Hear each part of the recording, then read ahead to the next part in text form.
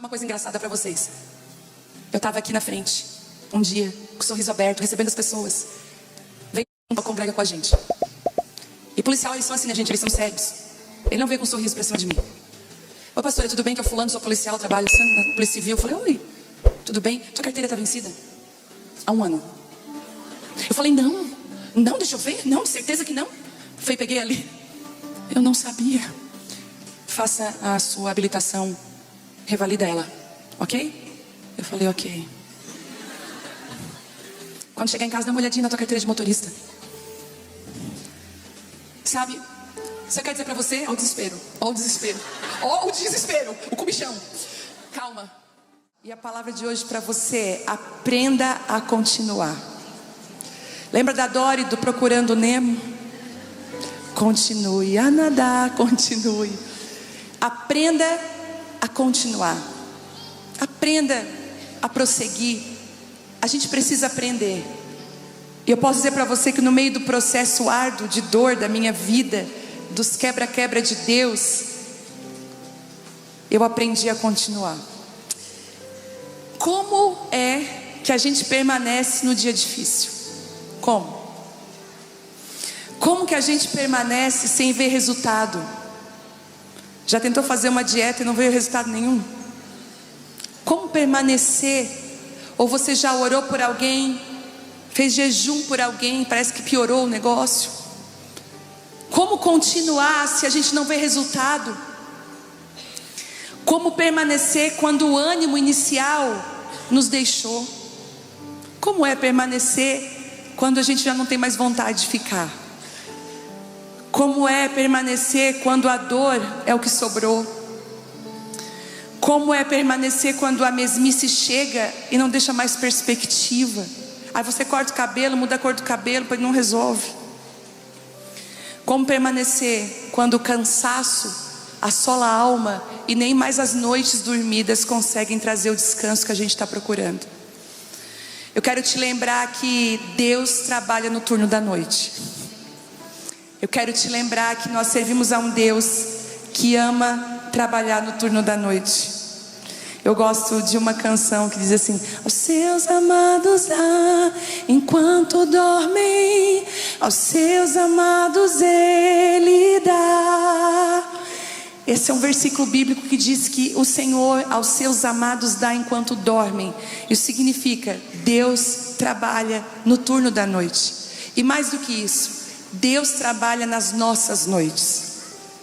Existem momentos da nossa vida que são noites. É por isso que quando fala das 10 virgens, as 5 prudentes e as 5 loucas, quando você diz ali que chegou a meia-noite, chegou o tempo escuro, é que vai chegar um tempo escuro para nós como igreja. E cada uma de nós vai ter os vales da nossa vida, os lugares escuros. Mas nesses lugares escuros, como nós cantamos, ainda que nós não estejamos vendo, o Senhor está trabalhando. Quero te abençoar com essa palavra. E eu queria dizer para você que começar é fácil, mas terminar é difícil. Muitas de nós aqui tem vários cursos começados, vários projetos no início, vários livros com a orelha dobrada, várias coisas que nós começamos, inclusive até coisas que compramos que precisam ir fora porque passaram da validade. Tem pessoas aqui que mandaram fazer vitamina, suplementação, ela tem que ir para o lixo que já venceu. Sabe, eu posso te dizer uma coisa: não adianta ter a prescrição médica na mão se você não se submete ao tratamento. Não adianta você saber do que você está sofrendo, qual é o seu diagnóstico, se você não se submete à cura. Às vezes a gente até acha que os médicos exageram, não é? Ai, não precisa tudo isso. Precisa. E como pastores, muitas vezes eu vejo isso, a gente diagnosticando, a gente dando o remédio e a pessoa não toma. Então, começar é muito fácil, a gente se empolga. E vou falar num assunto aqui também que me pega também, não vou fugir. Quantas academias pagam meses, está lá um fantasma nos aparelhos fazendo sozinho. Está pago. Não é? Está pago. É assim, gente, também apanhei nessa. Começar é muito fácil, o difícil é terminar. É por isso que Eclesiastes 7:8 diz assim, ó: terminar algo é melhor que começar, e a paciência é muito melhor que o orgulho. Olha, a outra tradução diz assim: a conclusão dos assuntos é melhor do que o seu início, e a paciência vale sempre mais do que a arrogância. A outra tradução vai dizer: finalizar algo é melhor que começar, e ter paciência é melhor que se afobar e meter o pé pelas mãos. Bíblia é a mensagem. Quantas de nós afoba? Quem aqui, eu vou perguntar, é impulsiva? Levanta a mão bem alto, precisa ter medo. Nossa, Jesus tem misericórdia. Tudo isso? Impulsiva. Levanta a mão de novo, quero ver. Pode levantar a tua mãozinha. O impulsivo sempre tem que ter alguém segurando ele. Se o impulsivo levantou a mão, tem uma amiga do lado, é só olha para essa amiga, ela é sofredora. Ela está toda hora segurando. Calma, fulana. O pior é que ela, escuta, ela vai comprar briga, que nem é dela. Sabe aquele versículo que diz que não pegue um cão pela orelha, que você pode ser mordido? Sabe? Muitas vezes a gente vai defender as pessoas. O impulsivo, ele não consegue se controlar. Mas deixa eu te falar uma coisa, impulsivas, o poder do Espírito Santo é suficiente para te segurar. Ele segura a tua língua, em nome de Jesus. Ele segura os teus rompantes, a ira, o senso de justiça. Oh Jesus, pega ela. Mas quem aqui, quando vai botar um pé lá, o outro já está pegando fogo? Pode levantar a tua mão. Até para levantar a mão elas são demoradas, gente. E não admite ainda. Não, mas... Meu Deus, que o Espírito Santo te faça uma mulher de coragem e ousadia. Eu sempre digo, eu tenho 2 filhas, uma eu tenho que segurar, dizer assim, ó, calma, não é tua hora, já senta aqui. E a outra eu tenho que, vai, em nome de Jesus, vai, Deus te chamou, Ele fez.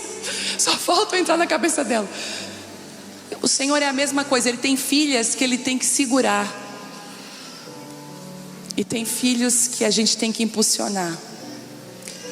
Mas todas nós, sendo impulsivas ou não, nós sofremos com isso. Nós temos dificuldade de concluir aquilo que começamos. Todas nós. E nós estamos também vivendo, é tão difícil, porque nós estamos vivendo um tempo, uma geração, que a gente celebra muitos começos. Eu mesma, eu celebro muitos inícios. Eu amo começar coisas. Eu acho maravilhoso, né? Lugares novos, eu gosto disso. Eu gosto, hoje mesmo aqui, nessa noite, enquanto nós estávamos adorando, eu via muitos novos começos aqui de vida. Sabe, Deus mudando drasticamente vidas aqui hoje, mudando famílias.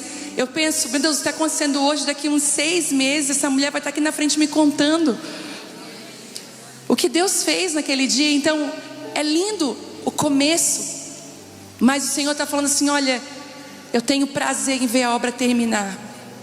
Eu tenho prazer de ver a conclusão. E os olhos do Senhor estão sobre aqueles que permanecem. Existem frutos que você só desfruta na perseverança. Não adianta você tentar desfrutar de um fruto em outro momento. É perseverança. Por exemplo,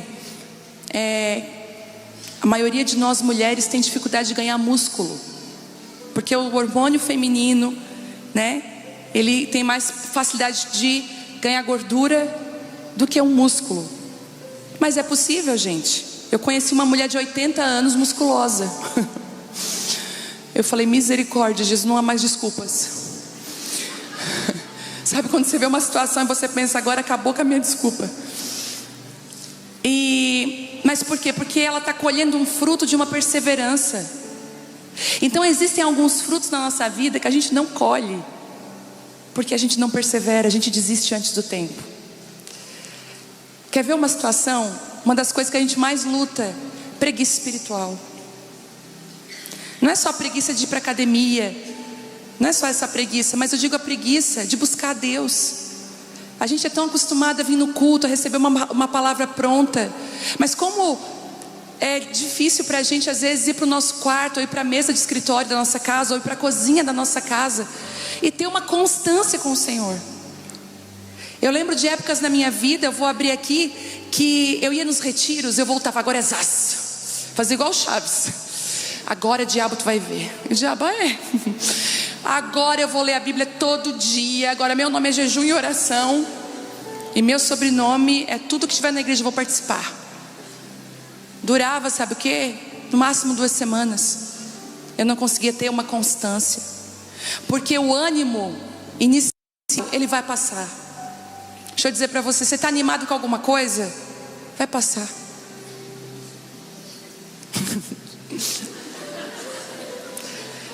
Um emprego novo, um relacionamento novo, um projeto novo. Talvez hoje chegou as suas vitaminas, você já contou lá, comprou até um potinho, 7 de cada. Eu quero te dizer que o ânimo inicial vai passar. O que vai sobrar é a perseverança. A diferença é que na perseverança nós colhemos transformações lindas e profundas e muito difíceis de serem perdidas. Eu vou repetir: na perseverança nós colhemos transformações lindas e profundas em nós. Não são rasas nem superficiais, e elas são difíceis de serem perdidas. Por exemplo, uma mulher tímida, envergonhada, mas dentro dela há um chamado. Dentro dela o Senhor estabeleceu uma boa comunicadora. Ela pode até ser insegura, ter medos, mas se ela perseverar no Senhor, Ele vai construir dentro dela essa mulher que Ele chamou. Só perseverando. Eu lembro que eu tenho uma prima minha aqui sentada aqui na frente, que me ajuda, pastoreio da casa, a Geise. E uma das coisas que nós fazíamos quando nós éramos crianças, que meu avô brigava muito com a gente depois no final do domingo, era que nós construíamos casinhas. Então nós pegávamos tijolo com argamassa. Mas na nossa cabeça, nós começávamos aquela casa, nós íamos terminar uma casa num domingo.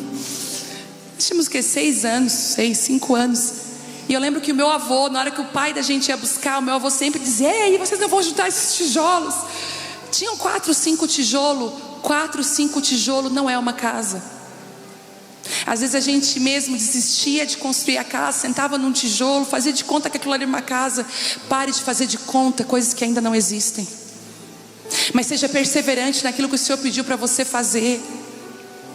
Seja perseverante. Bom, até as maiores e mais significativas mudanças não se deram rápido. Até mesmo a expressão que nós usamos assim, do dia para a noite, se você for parar para pensar, não dá para saber exatamente quando fica a noite. Já parou para perceber? De repente a noite cai. Mas não é de repente fica a noite. É um trabalho de 24 horas. E eu quero deixar para você isso hoje. Talvez o Senhor está nos convidando a uma maturidade, e nos dando uma palavra: persevere. Mas antes de continuar, eu quero colocar um ponto muito importante aqui. Até o pastor Fabianinho, quando ele ministra aqui, o Fabiano, ele fala sobre isso, e eu gosto disso. Que antes de você se comprometer a perseverar por algo, e a não desistir de algo, e perseguir algo, você precisa se certificar que o Senhor te chamou para isso, e isso é vontade de Deus para a sua vida. Porque perseverar no lugar errado vai trazer muito prejuízo. Então você precisa certificar que você está no caminho certo, que você está tomando a decisão certa. Como que você chega nessa conclusão? O Telmo tem uma ministração que são os 3 faróis. Se você ainda não assistiu, vai lá no YouTube, Como Tomar Decisões, está lá no canal da Aba. E ele ensina como que lá em casa a gente toma decisões com os 3 faróis, alinhando essas 3 decisões, que é a palavra de Deus, conselho e paz no coração. A gente está na palavra, não é nada contra a palavra de Deus, passou. Conselhos. Tenha ao seu lado pessoas que são conselheiras fiéis. Quando eu digo fiéis, não é aquelas que fazem tudo o que você quer, né? O teu brinquedo, que tem amiga que não é amiga, é um brinquedo na mão da outra. Ela faz o que quer, manipula. Não estou falando disso. Eu estou falando de gente que tem autoridade para falar para a gente assim, ó, tá errado. Inclusive eu vou passar por uma situação, uma pessoa que está muito acima de mim, e o Senhor me deu uma palavra, e eu amo tanto essa pessoa, e eu fiquei muito constrangida. Eu falei, Deus, como que eu vou entregar essa palavra? Mas o Senhor falou comigo, você precisa ser leal a ela. Mas eu pensei, se ela não entender essa palavra, mas você precisa ser leal a ela. Fale. E o Senhor ainda me disse, esteja disposto, quem sabe, disposta a perder essa amizade, mas não perder a sua integridade, a sua verdade. Então que você tenha bons conselheiros na sua vida, pessoas que não são empolgadas, pessoas verdadeiras, que olham todos os lados, que te ajudam, que amam a tua família, a tua casa. Nós precisamos entender que as nossas constâncias, elas nos levam para lugares que nós desejamos pisar, mas só desejamos e não pisamos porque nós não tomamos atitude. Só que eu tenho uma notícia boa para falar para você.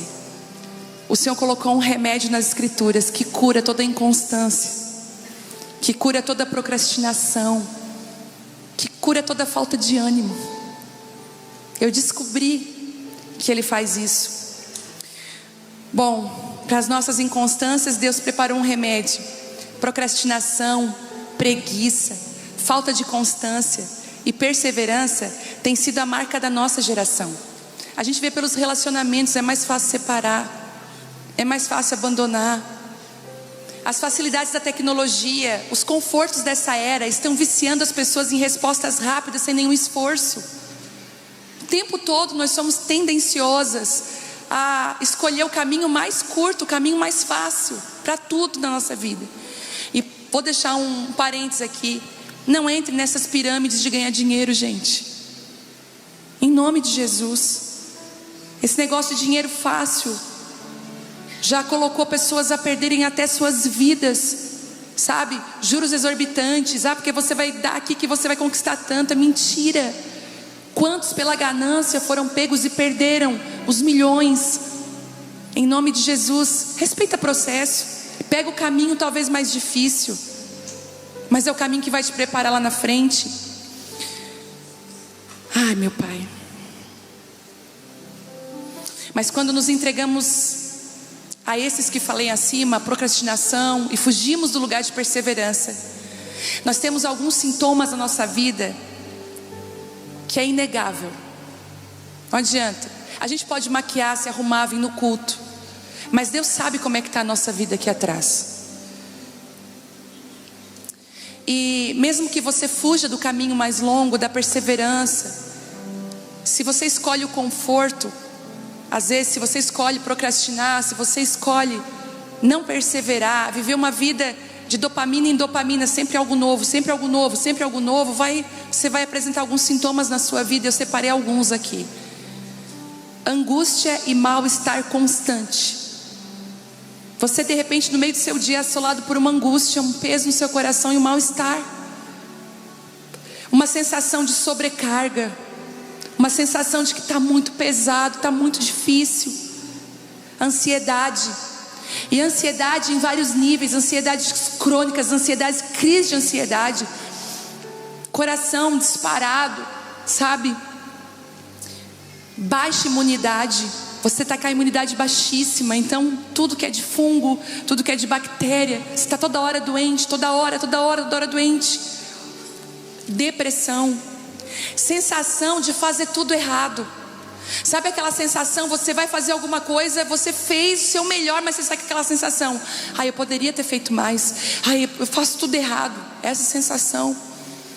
Projetos inacabados, tudo pela metade, não conclui nada. Rastros de relacionamentos rompidos, não consegue ter amizades de longos anos, de longas datas, está sempre se apaixonando pelas pessoas, se frustrando e largando elas. Não consegue ter amigos de longa data, não consegue manter a comunhão, está sempre com gente nova. Quando você vê isso, cuidado. Aquela pessoa está sempre colecionando confusão, e assim, ninguém prestou até agora, ela é a santa que vai para o próximo relacionamento. Cuidado, porque a verdadeira amizade nasce no conflito.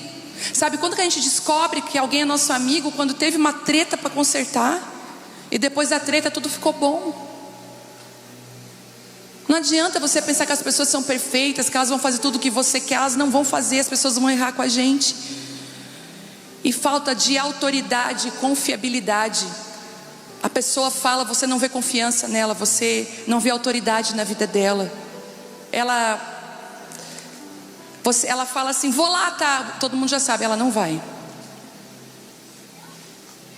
Ela está numa mesa falando, porque eu vou fazer isso. Aí tu olha assim, ela não vai fazer. As pessoas já nem têm mais essa confiança em ver em você, porque você fala demais, mas age pouco. Jesus, me amem. Eu também estou apanhando. Efésios 5,15 vai dizer assim para a gente, portanto, sejam cuidadosos do seu modo de vida. Não vivam como insensatos, mas como sábios, aproveitando o máximo todas as oportunidades nesses dias maus.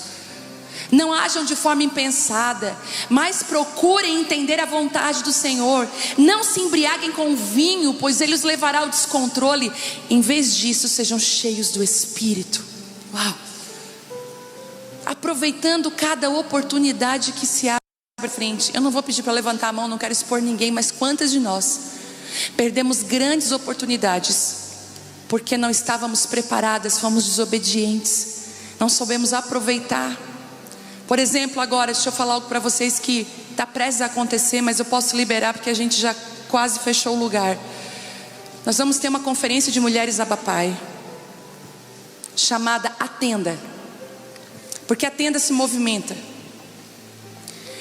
E nós vamos fazer, eu acredito que a primeira vai ser em Portugal. E é tão de Deus isso, porque a origem do Brasil, né? E quantas pessoas que têm um chamado, mas não tem nenhum passaporte. Tá assim, eu vou, tem passaporte? A carteira de identidade precisa ser validada, que está lá, A carteira de motorista já venceu e não foi ainda fazer. Deixa eu contar uma coisa engraçada para vocês. Eu estava aqui na frente um dia, com o sorriso aberto, recebendo as pessoas. Veio um que congrega com a gente. E policial, eles são assim, né, gente? Eles são sérios. Ele não veio com um sorriso para cima de mim. Oi, pastora, tudo bem? Que é o fulano, sou policial, trabalho na Polícia Civil. Eu falei, oi, tudo bem? Tua carteira está vencida? Há 1 ano. Eu falei, não, deixa eu ver. Não, de certeza que não. Peguei ali. Eu não sabia. Faça a sua habilitação, revalida ela, ok? Eu falei, ok. Quando chegar em casa, dá uma olhadinha na tua carteira de motorista. Sabe, só quero dizer para você, ó o desespero, o desespero, o comichão. Calma, deixa eu falar uma coisa para você. Aproveite as oportunidades. Seja sábia. Posso falar uma coisa? Posso falar? Vai tirar teu passaporte. Quero você lá comigo em Portugal, em nome de Jesus. Vai dar Criciúma em Portugal a todo peso. Você crê que Deus pode dar tudo o que você precisa para estar lá? Amém? Recebe aí em nome de Jesus. E para com essa coisa, com certeza eu não vou ter dinheiro para ir. Troca a tua mente. Senhor, se for da tua vontade, eu boto o meu pé lá. Amém? E a gente vai até levar chips e trocar salgadinho no meio do avião. A princípio, início do ano que vem. Início do ano que vem. Um lugar lindo, gente, maravilhoso. Tomara que dê certo. O pessoal da Abaon tá faceiro. Vamos lá. Mas agora nós falamos só da doença. Vamos falar do remédio? Amém? Abre João 15 aí comigo. Agora vai descer remédio aqui. Porque é a esperança. Mas que uma reunião dessa faz o Detran encher amanhã, faz. Faz. Vamos lá. A videira e o ramo. Eu sou a videira, João 15 diz assim: eu sou a videira verdadeira e meu pai é o agricultor. Quem que é a videira? Jesus. Uma coisa mais linda. Ele diz assim: eu sou uma videira. Jesus precisava de um agricultor, mas ele se submete a um agricultor. Sabe qual é o problema? É que tem muita videira brava por aí. Oh meu Deus, eu falei que era remédio. A videira brava, ela dá uva amarga. E uva bem mirrada, bem pequenininha. Todo ramo que estando em mim, que não dá fruto, ele corta. E todo que dá fruto, ele poda, para que dê mais frutos ainda. Mas vocês já estão limpos pela palavra que lhes tenho falado. Permaneçam em mim e eu permanecerei em vocês. Nenhum ramo pode dar fruto por si mesmo, se não permanecer na videira. Vocês também não podem dar fruto, se não permanecerem em mim. Eu sou a videira, vocês são os ramos. E se alguém permanecer em mim e eu nele, esse vai dar muito fruto. Pois sem mim, vocês não podem fazer coisa alguma. Sabe o que é coisa alguma? É um arroz, um feijão, fritar um bife, trocar uma fralda. Sem o Senhor nós não podemos fazer nada. E se alguém não permanece em mim, será como o ramo que é jogado fora e seca. Deixa eu te falar uma coisa. Às vezes espiritualmente nós estamos nos sentindo secas. Senhor, onde é que foi a paixão inicial? O ânimo inicial de te buscar. Senhor, eu me sinto tão seca espiritualmente. Com certeza que você parou de permanecer nele. Porque a Bíblia está dizendo aqui que quando você não permanece nele, você seca.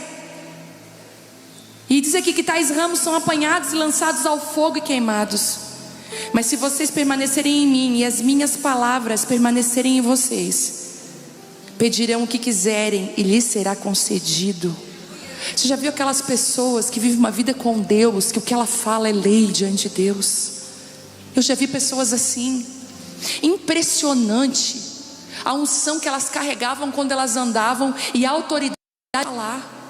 Gente que diz assim, eu conheço pessoas que às vezes tem alguém na UTI e ela tem a capacidade de falar, diz assim: não vai morrer, em tantos dias vai sair da UTI. É gente que é ligado à videira. Você pergunta: mas isso é muito difícil. Gente, se você estiver ligado no Senhor, os teus sonhos não vão ser mais sonhos de barriga cheia. Ele te dá o sonho, Ele te dá a revelação. Você vai estar andando na rua, o Senhor vai te mostrar. Você vai trazer direções claras. Sabe por que a gente não vive a plenitude de Deus na nossa vida? Porque a gente não permanece nele. E posso dizer, um dos maiores inimigos é a distração. O que nos impede de permanecer é a distração. E Jesus vai falando aqui, continuando: pedirão o que quiserem e lhes será concedido. Meu Pai é glorificado pelo fato de vocês darem muito fruto, e assim vocês serão meus discípulos. Em João 15, nos primeiros 17 versículos, porque João 15 vai ter 27 versículos. Mas nos primeiros 17 versículos, eu contei, fala 12 vezes a palavra perseverar. E eu amo essa história de Jesus, dizer assim, ó, eu sou a videira e o meu pai é o agricultor. Posso te falar uma coisa? Não seja uma videira brava, que ninguém está cuidando de você. Se submeta ao cuidado. Aí talvez você que está mais amarga e talvez sofrendo mais, está dizendo assim, mas quem vai cuidar de mim? Eu sou só. Se aproxime. Chega perto de alguém. Seja humilde o suficiente para dizer assim, eu estou precisando de ajuda. Tenha um agricultor, o teu pai é teu agricultor. E todas as vezes que nós vemos o número 12 nas escrituras, não é numerologia não, tá gente? Mas o Senhor, através dos números, Ele nos deu menções e mensagens, códigos. Mas o número 12, todas as vezes que a gente for ler o número 12 nas escrituras, fala de governo. Então eram 12 tribos de Israel, eram 12 apóstolos, 12 discípulos, e fala de governo. E eu digo para você que uma mulher que permanece nele governa onde ela estiver. Ela pode ser a secretária doméstica, a empregada doméstica. Se ela está permanecendo no Senhor, a maior autoridade naquela casa é ela.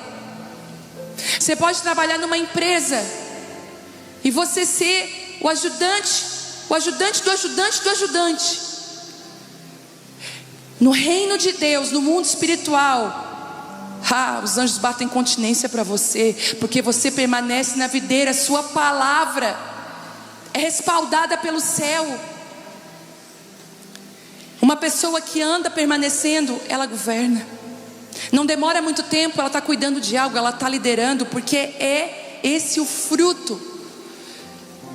E bem aqui nos primeiros versículos do tão conhecido João 15, temos o remédio que cura as maiores dores daqueles que estão cansados, com vontade de desistir e nunca alcançar uma vida plena com frutos reais e verdadeiros. Eu estou falando para gente que tem aquela sensação assim, ó, eu nunca alcanço. Parece que sempre tem uma coisa para atrapalhar, sempre tem alguma coisa. E eu quero que você se atente para o fato de que quando Jesus quis trazer uma palavra sobre permanecer, Ele usou a figura de uma videira. E Ele não só usou a figura de uma videira, como Ele se comparou a ela. E não somente Ele era uma videira, mas que existia um agricultor, alguém que cuidava da videira, alguém que cultivava ela. É como se Ele dissesse, a videira existe porque existe um agricultor que cuida dela. E eu descobri, porque aqui diz assim, ó, todo ramo que estando em mim, que não dá fruto, Ele corta. Deixa eu te falar uma coisa. Cuidado de você fingir que você está nele. Não finja. Porque para quem finge que está nele e não está, não existe poda, existe corte. E a Bíblia diz que ainda há esperança para a árvore cortada, que mesmo, acho que está em Jó isso, que ela caia no chão, ao cheiro das águas ela brotará. Mas quem é cortado da árvore vai precisar se submeter a um novo processo. Do galho cair na terra, chuva, raizinha de novo, você vai atrasar muito aquilo que Deus tinha para você. Entendeu? Então ser cortado, quando você está e você não está. Eu tenho temor disso. Porque resultado ministerial não é fruto. Essa reunião aqui não é o meu resultado ministerial. Olha quantos frutos eu tenho. Não. Fruto é quem eu sou lá na minha casa. Fruto é quem eu sou como esposa do Telmo e como mãe da Vitória e da Isabela. Você sabe como é que eu trato quando eu fico nervosa? Você sabe se lá eles colhem o fruto da paciência na minha vida?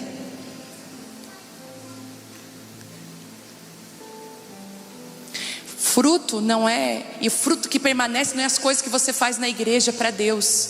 Fruto que permanece é quem você é quando ninguém está te vendo. É quando você é com as pessoas ao seu redor. Que rastro você deixa quando você sai de uma empresa? Isso é fruto. Jesus. E eu descobri que aqueles que dão frutos, eles vão ser podados para dar mais frutos. E a poda é diferente do corte. Eu estava vendo que entrei na agricultura, gente. Como deu até vontade de se um dia eu tiver uma casa, em nome de Jesus, quero fazer uma treliça e uma videira. Eu descobri que a tesoura que faz a poda, ela precisa ser esterilizada, porque a videira, ela é muito frágil, e eu já sabia disso. Então ela precisa ter um corte pontual. E eu fui estudar sobre a poda, as podas, e eu descobri que existem pelo menos 5 podas. E a primeira poda, olha que massa, a primeira poda é a poda da formação. O agricultor, que é o nosso pai, ele precisa podar aquela videira, e ele vai pensar assim, qual o tamanho que ela vai ter? Porque ela não pode ir muito longe, porque ela pode se embrenhar nos matos e perder a qualidade, o sabor. Ela também não pode ser muito alta, porque eu preciso que crianças alcancem, que pessoas aprendam com ela. Ela não pode ficar soberba. Então a primeira poda é a poda que nos forma, que estabelece o nosso tamanho, nossa medida. Eu lembro que eu fui numa igreja anos atrás, que eles têm 18 mil pessoas que congregam com eles. E o pastor dessa igreja ficou sabendo do que estava acontecendo aqui. Eu fui viajar para aquela cidade e eu consegui uma hora com ele no escritório. E eu queria muito ouvir ele, porque nós tínhamos recém comprado esse lugar. E eu falei, eu quero conversar com uma pessoa que está na nossa frente, como que é os desafios de uma igreja grande. E conversando com ele, ele falou algo muito pontual para mim. Ele disse assim, quanto que você mede de altura? E eu falei 1,73. E ele falou assim, e tinha uma pessoa do meu lado, uma mulher, e você, quanto que você mede de altura? E ela era uma pastora de uma igreja naquela cidade. E ela disse, 1,64. Ok. E ele perguntou assim para mim, o que você fez para ter 1,73 de altura? Qual o segredo? Eu falei, não tem segredo, eu nasci assim. Eu até, na verdade, quando eu era pequena, eu queria ser mais baixinha. Eu era a primeira, né? Quando a gente ia fazer o 7 de setembro, eu era a primeira. Eu dizia, Deus, me tira desse lugar, né? E perguntou para ela, quanto que você fez para ter 1,64? Eu falei, nada, eu nunca fiz nada. Pois é, a medida quem deu foi Deus. Agora, se a tua igreja tem 3 mil pessoas, 8 mil pessoas congregando, a medida, a poda de formação que Deus fez. Se a tua igreja tem 200, não é que eu sou melhor ou pior, é a poda de formação do Senhor. Ele sabe a nossa estrutura, Ele sabe o quanto eu e você podemos suportar. Poda de formação, ela vem trazendo medidas. Você vai até aqui, você não pode seguir mais longe. Você não pode ir para lá, você tem que ficar aqui. Poda de formação.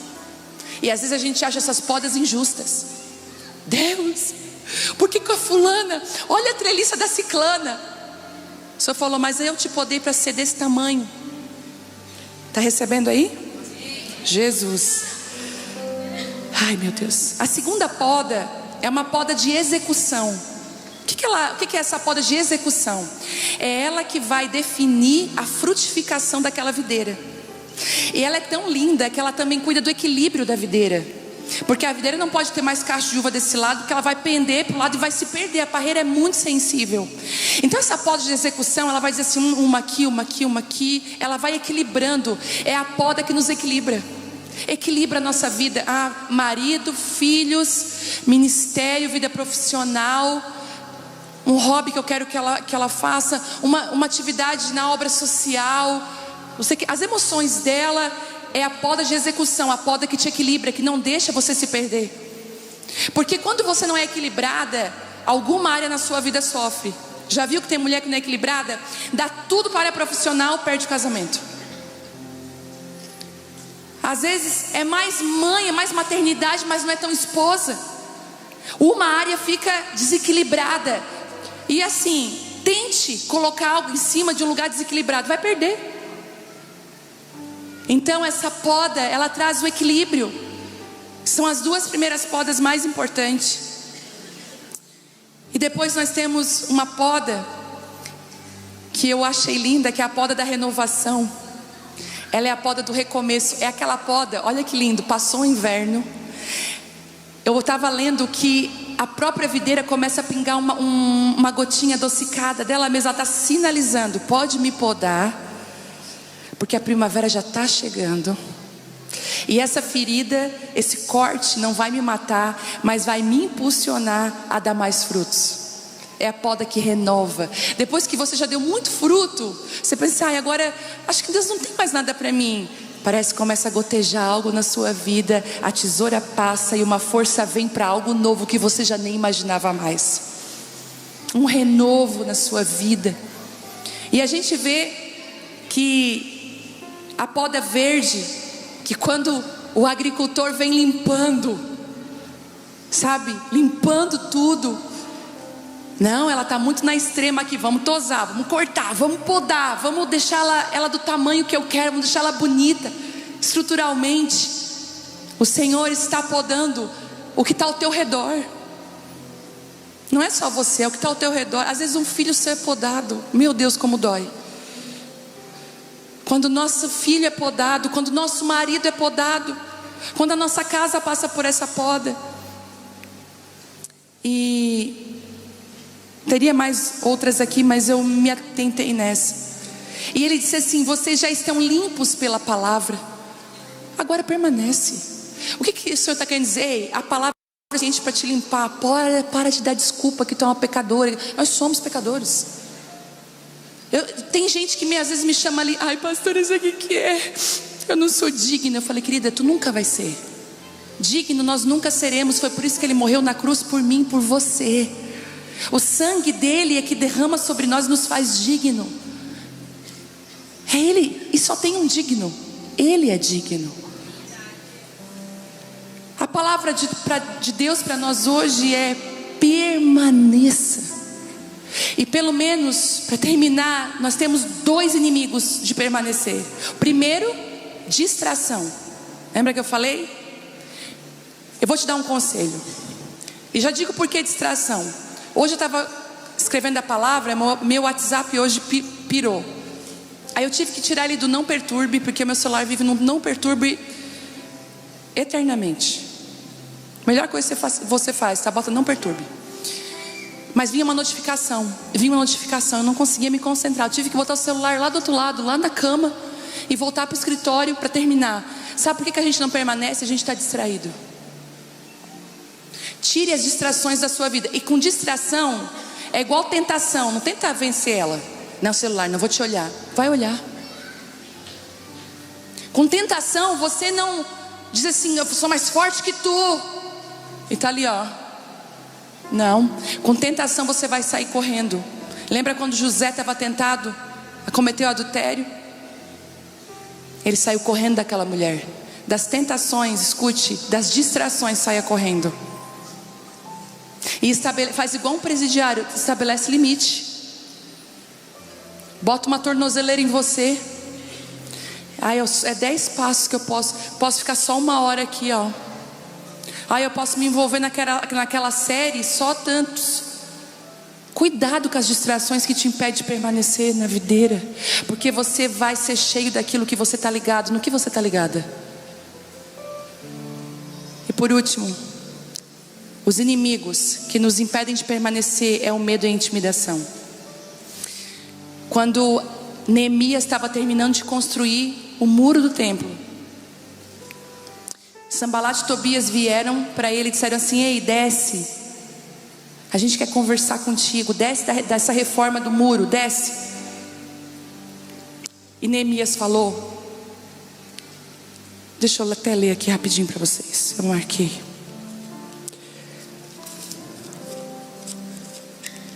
Está lá em Neemias 6, que diz assim: quando Sanbalat e Tobias, Gesem, o árabe, e o restante dos nossos inimigos souberam que eu havia reconstruído o muro e que não havia ficado nenhuma brecha, embora até então eu ainda não tivesse colocado as portas nos seus lugares, Sanbalat e Gesem mandaram-me a seguinte mensagem: venha, vamos nos encontrar num dos povoados na planície de Ono. Eles, contudo, estavam tramando fazer-me mal, Por isso eu enviei-lhes mensageiros com esta resposta: eu estou executando um grande projeto, eu não posso descer. Por que parar a obra para ir encontrar-me com vocês? Eles me mandaram 4 vezes a mesma mensagem, e todas as vezes lhe dei a mesma resposta. Eu quero que você faça isso. Quando vierem te intimidar, menosprezar o que você está fazendo, te entristecer, te trair, te abandonar, que vem aquele desejo assim: o que eu estou fazendo? Eu vou largar tudo. Pensa quantas vezes eu já me senti assim, com vontade de desistir. Não foram nenhuma e nem 2 vezes, foram muitas. Os bastidores que ninguém vê, tem muita dor, tem muita lágrima, tem muita injustiça. E eu lembro que no meio das facadas, no meio das dores, o Senhor falava assim para mim: não desça do teu muro para responder a ninguém. Continue edificando, continue fazendo o que eu te chamei para fazer. Você só permanece quando você não dá ouvidos. Mas quando você dá ouvido só a Ele, e Ele te conduz para aquilo que Ele tem para a sua vida. Fala aí para a pessoa que está do seu lado: não desce do muro, não desce do lugar de restauração. Fala sério com ela. Não responda. Não responda. Mantenha firme. Amém? Segura firme. Eu queria que você ficasse de pé. Jesus.